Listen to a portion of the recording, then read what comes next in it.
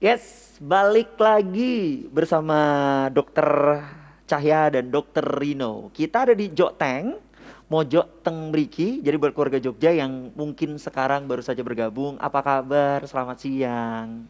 Kita ingatkan, informasi ini jangan pernah gitu kan ya ditinggalkan karena buat yang ingin tahu tentang RSUD Sleman, inilah waktu yang akan kita berikan begitu. Saya ingin menanyakan lebih detail sekarang dok terkait dengan manajerial, Iya, mungkin dari misi dan visinya seperti itu. Monggo silakan. iya. Untuk RSUD Sleman kita memiliki visi misi yang kita turunkan dari visi misinya kabupaten. Oke. Kalau visi kabupaten saat ini untuk tahun 2021 sampai 2024 itu adalah terwujudnya masyarakat Sleman yang sehat, yang cerdas, kemudian berdaya saing, kemudian juga menghargai perbedaan, Oke. dan punya jiwa gotong royong. Kemudian kita turunkan di visi misi di rumah sakit kita, RSUD Sleman, menjadi rumah sakit yang modern, Iya. dan yang berdaya saing. Rumah sakit modern dan berdaya saing. Modern ini memang kami ambil karena di modern ini kita menggunakan hal-hal yang terkini, yang termutakhir, termasuk cara berpikirnya. Jadi kita harapkan dengan modern ini seluruh sivitas hospitalia yang ada di RSUD Sleman ini juga berpikirnya modern. Jadi tidak kolonial lagi, tapi sudah milenial, karena itu sudah tuntutan bahwa kita harus berkembang dengan cepat. Kemudian yang berdaya saing jelas karena kita menghadapi kompetitif yang global saat ini. Yes. Apalagi dengan pandemi COVID di era-era seperti ini kita memang harus survive untuk bisa menjalankan roda RSUD Sleman ini. Oke. Seperti itu visi misinya. Satu bold yang tadi kita dapatkan begitu terkait dengan bukan kolonial lagi, tapi lebih ke milenial gitu, ya kan? Kalau kita berbicara terkait dengan milenial, ini berarti kan lebih ke bentuk layanan yang cepat, begitu kan ya. Mutunya juga ini boleh dibilang di atas rata-rata begitu. Oke. Dokter Ino mungkin akan menambahi dulu. Ya, memang sekarang rumah sakit dituntut harus profesional ya. Iya, betul. Kemudian juga persaingan makin tajam, semua rumah sakit tentunya ingin maju. Betul. Dengan segala macam teknologi, inovasinya. Nah, rumah sakit Sleman juga harus begitu. Oke. Kita harus tadi disampaikan memiliki daya saing yang kuat. Betul. Sehingga kita memang nggak mau, ya mereka bukan saingan, tapi kita tetap bersama-sama membantu layanan kita di Kabupaten Sleman dan Yogyakarta pada umumnya. Tapi tetap kita harus memberikan yang terbaik untuk masyarakat melalui inovasi-inovasi, kreativitas kita untuk layanan di Rumah Sakit Umum Daerah Sleman. Oke. Persaingannya di mutu. Di mutu ya, betul tadi kan mutu persaingannya begitu. Sebenarnya jujur nih dok, kalau saya tanya ya terkait dengan RSUD, orang itu kadang-kadang udah mikir loh. Iya. Jangan-jangan banyak lah jangan-jangannya begitu. Tapi ini sebuah komitmen sebenarnya. Di tangan dokter Cahya mungkin akan beda. Gebrakan yang telah dokter lakukan begitu. Apa begitu? Iya. 6 bulan awal ini memang tantangannya cukup besar di mana pandemi COVID juga mulai tinggi untuk angkanya, dan juga kebetulan di rumah sakit kita juga menghadapi yang sama.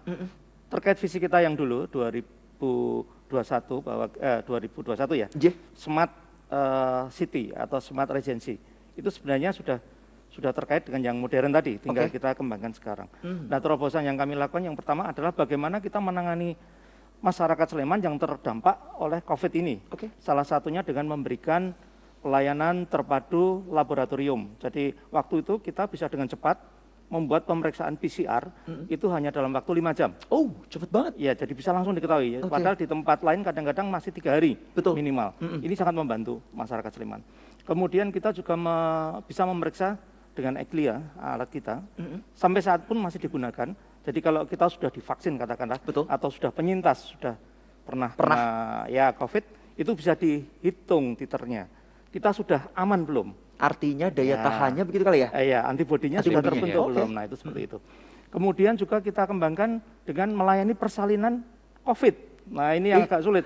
Karena ibu hamil itu kadang-kadang kalau sudah bau COVID sudah ditolakin gitu ya. Iya, betul. Nah, itu kita coba, kita kembangkan dengan bedah bersalin COVID ya, namanya Dahlia. Oke. Khusus menangani COVID di situ. Kemudian waktu itu juga sama, orang yang meninggal akibat COVID, wah ini masih hidup aja takut dengan COVID, ya.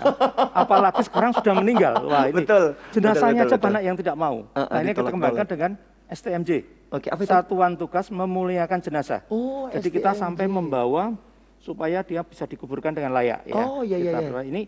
ini saat itu sangat membantu sekali supaya penanganan ini bisa berjalan dengan baik. Karena apa ya, ketakutan terhadap COVID di awal-awal itu memang cukup tinggi. Jadi kalau orang sudah diisolasi COVID, masuk ke bangsal isolasi, ya jangankan suster yang mau masuk, suster ngesot pun takut mau masuk. Karena ya tadi, Iya. ya kan? Betul. Tapi sekarang sudah Betul. mulai masyarakat membuka. Banyak yang mau menerima jenazah dengan COVID, karena sudah kita jelaskan dengan sosialisasi dan sebagainya. Akhirnya ya bisa berjalan seperti ini meskipun angkanya masih belum bisa kita kendalikan ya. Sekali. Ini perlu dukungan kita semua.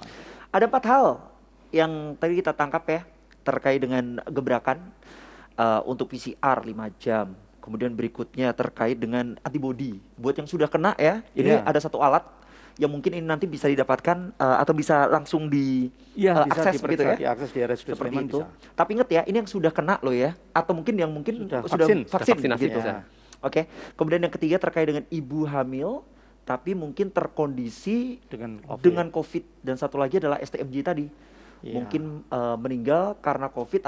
Ini dia nih tugasnya begitu kan ya, bagaimana RSUD Sleman ini memberikan pemahaman ke masyarakat agar jenazah ini bisa diterima begitu. Iya. Dokter Rino, saya malah ingin sekali menanyakan begitu. Ini terkait dengan COVID.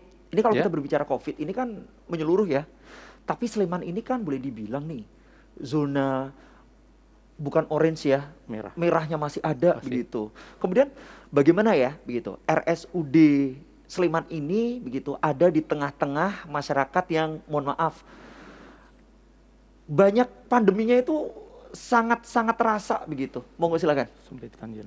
Ya, jadi selama ini kita harus tetap melayani pasien ya. Iya. Jadi kita nanti tetap sudah memetakan zonasi-zonasi di rumah sakit. Oke. Kita buat zonasi hijau, kuning, merah. Oh. Jadi nanti zonasi yang aman itu adalah zonasi hijau. Jadi masyarakat umum tetap bisa mengakses layanan dengan datang ke rumah sakit. Nanti kita awal dengan screening, kita arahkan ke arah yang zona aman mereka, sehingga mereka tetap bisa mendapatkan akses layanan kesehatan di Rumah Sakit Umum Daerah Sleman. Kalaupun masyarakat takut, misalnya datang ke rumah sakit takut, Rumah Sakit Sleman bisa menyediakan layanan online. Online dengan mereka menghubungi kami di layanan medis dengan menggunakan video call. Oh, ini lebih gampang ya? Ya namanya talent. Talent. Oh, talent. Oke. Kemudian nanti bisa berkomunikasi dengan dokter. Kemudian untuk obatnya pun nanti akan kita antar ke tempat pasien. Ya. Ini bentuk layanan yang all out ya, dan ini maksimal ya, seperti itu. Jadi tidak perlu takut. Ini saya ingin memastikan Dokter Cahya, dokter kemarin itu saya sempat berbicara dengan Dokter Arin, betul ya? Ini terkait dengan pintu nih. Ini menjadi informasi yang kita ulangi lagi. Pintu masuk untuk untuk pasien ini ternyata dibedakan begitu ya dok ya? Iya. Ini seperti apa begitu? Jadi begini, kalau Bapak datang ke RSUD Sleman, itu di pintu masuknya itu sudah ada satpam yang akan melihat suhunya ya. Satu itu? Ya, kemudian suhu itu nanti akan kelihatan apabila dia panas, itu tidak boleh masuk ke zona hijau. Dia akan dimasukkan di gedung lama. Gedung lama itu di zona merah, artinya di situ ada poli COVID, ada bangsal COVID, terpadu pelayanan COVID di situ, termasuk yang bedah bersalin COVID tadi di situ semua. Jadi ini diharapkan dengan seperti itu sudah bisa terbatasi ya. Kalaupun lolos, karena ada yang OTG tanpa gejala, mungkin nggak panas dan sebagainya, di dalam itu juga sudah kita kasih pemisahan jarak. Jadi kursi kita kasih silang supaya mereka tidak duduknya berdekatan. Kemudian juga penerapan protokol kesehatan itu kita giatkan di istilahnya yang jadikan polisi adalah satuan pengamanannya. Satpam itu menjadi polisi kesehatan di sana untuk menerapkan prokes ini, di mana dia harus cuci tangan atau hand sanitizer, kemudian duduknya. Jadi ada berlapis-lapis untuk di situ. Termasuk di ruang-ruang pelayanan yang beresiko itu kita juga gunakan berbagai macam peralatan yang untuk bisa mengurangi paparan COVID ini seperti humidifier dengan desinfektan. Kita melakukan penyemprotan dengan desinfektan secara berkala masif. Diharapkan dengan begitu tidak ada kejadian lagi. Sampai sekarang memang untuk tenaga kesehatan sudah tidak seperti dulu lagi. Amin. Dulu cukup banyak yang kena, sekarang sudah Betul. mulai jarang karena kita sudah menerapkan ya. Tapi klaster dari luar kadang masih bisa masuk.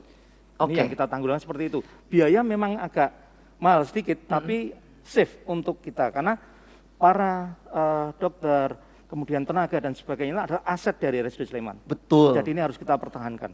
Termasuk masyarakat yang datang ke RSUD Sleman harus kita jamin untuk bisa tidak tercemar dengan COVID ini. Artinya prokesnya terjaga ya? Iya. Prokes dan protap. Sebenarnya kalau kita berbicara dua hal ini menjadi hal cukup penting ya. Iya. Sebagai rumah sakit yang merupakan rujukan juga ya. Iya. Itu tadi ya, rujukan.